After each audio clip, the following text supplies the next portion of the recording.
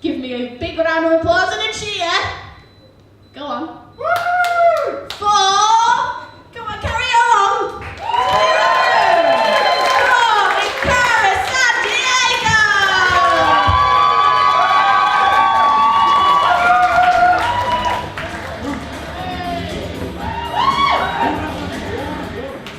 Hiya.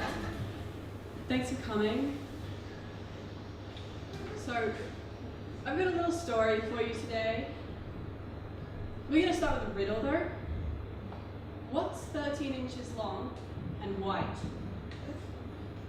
What? Not a damn thing since John Holmes died. John C. Holmes, the Pawn King. You might have heard of him if you've seen Boogie Nights or Wonderland. He was one of the first porn stars. Ron Jeremy was the first who could perform on camera. But John Holmes was the first who could perform with such a huge dick. Holmes' cock was 13.5 inches. It's just too big, really. At the height of his fame, Holmes got his penis insured. John Holmes' dick was so big, it had investors. Lloyd's insured his cock for $14 million. It's more than $1 million an inch. The joke went at the time that if Holmes ever got completely hard, he would pass out. And he might never have. One of his female co-stars said she never saw him totally hard. She said that his dick was more like a big, soft kind of loofah. After a stint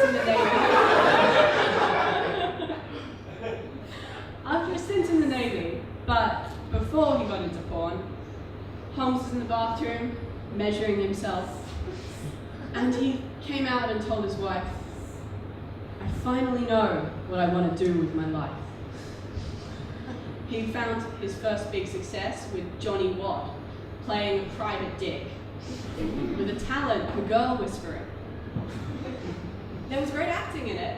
He got great lines like, "I might be a rough detective, but I'm a very gentle lover."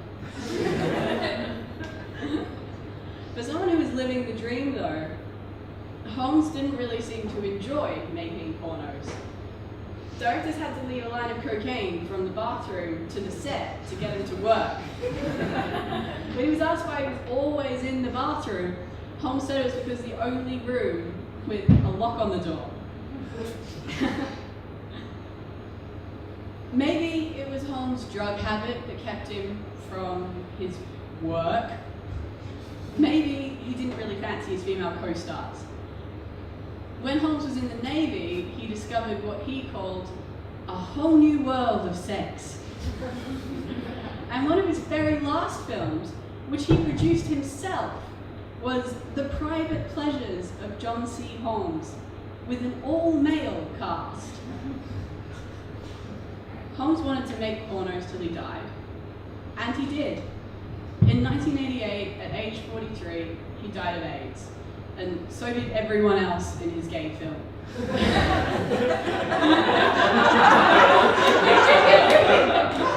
It's impossible to know just how many people Holmes infected, but he claims to have fucked 14,000 women.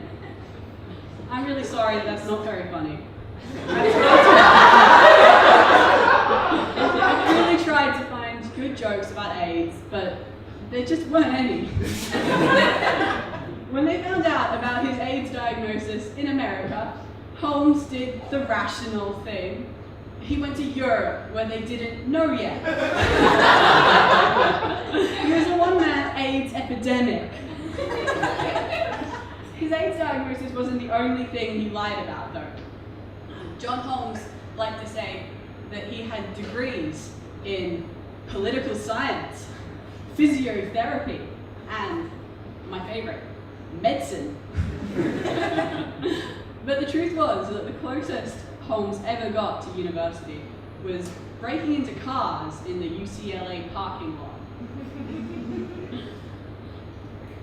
John Holmes was really afraid that after he died, his dick would be pickled and put on display in a jar.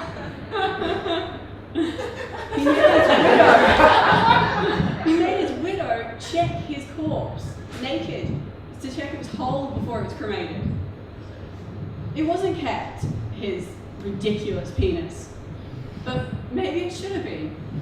Maybe John Holmes' cock belongs in an evidence room, labelled John C. Holmes, lethal. John C. Holmes, lethal Luther.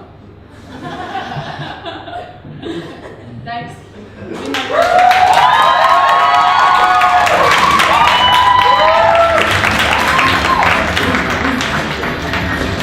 Cara Sandiego!